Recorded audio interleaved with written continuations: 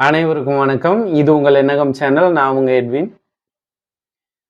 ஒரு குத்துச்சண்டை போட்டி நடைபெற இருக்கு. அத அனௌன்ஸ் பண்ணிட்டாங்க. அதுக்கான டேட் அனௌன்ஸ் பண்ணிட்டாங்க. 2 வீரர்கள் மட்டும் அதில பங்கு பெறணும். அந்த 2 வீரர்களையும் பெயர் குடுத்துட்டாங்க. அந்த நாளும் வந்துச்சு. அந்த போட்டியும் நடைபெற இருக்கு. அந்த போட்டிக்கான அந்த நபர்கள் போட்டி போட இருந்த நபர்கள் ஸ்டேஜுக்கு வராங்க.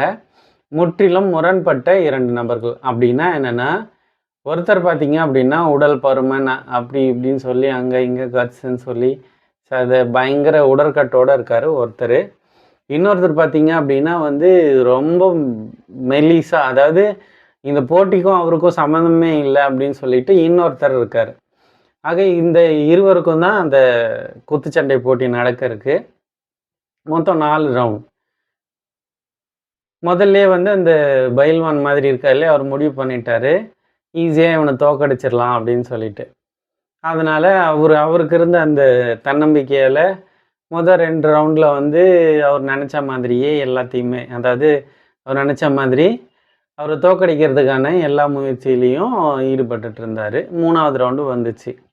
3வது ரவுண்ட்ல யாருமே எதிர்பார்க்கல. அந்த ஒல்லியா இருந்தவர், அதாவது இந்த போட்டிக்கே சம்மந்தம் இல்லாத ஒருத்தர், அதாவது சம்மந்தம் இல்லாத மாதிரி இருந்த அந்த ஒருத்தர் 3வது ரவுண்ட்ல பார்த்தீங்க அப்படின்னா, பயங்கரமா விளையாட ஆரம்பிக்கிறாரு. அதாவது பயங்கரமா அந்த குத்துச்சண்டை போட ஆரம்பிக்கிறாரு. அதே மாதிரி 4வது ரவுண்ட்லயும் ரொம்ப பயங்கரம். இதுவரைக்கும் அங்க இருக்கிறவங்க யாரும் எக்ஸ்பெக்ட் பண்ணாத அளவுக்கு விளையாடுறாரு. அதாவது அந்த சண்டை போடுறாரு. எல்லாமே முடிஞ்சு குத்து சண்டையோட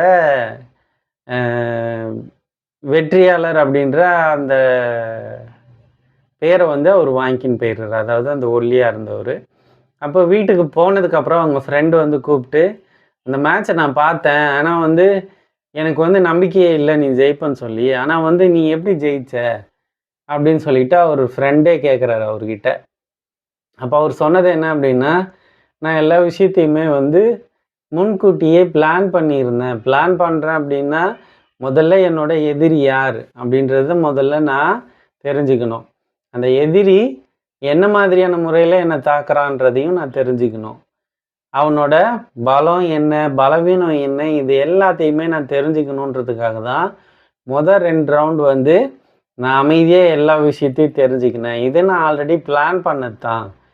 அதுக்கப்புறமா என்கிட்ட இருந்த யுக்தியை வச்சு ஒரு படியாக அவங்களோட அந்த பலத்தை பலகீனமாக மாற்றினேன். அதனால தான் ஈஸியாக என்னால் ஜெயிக்க முடிஞ்சிச்சு.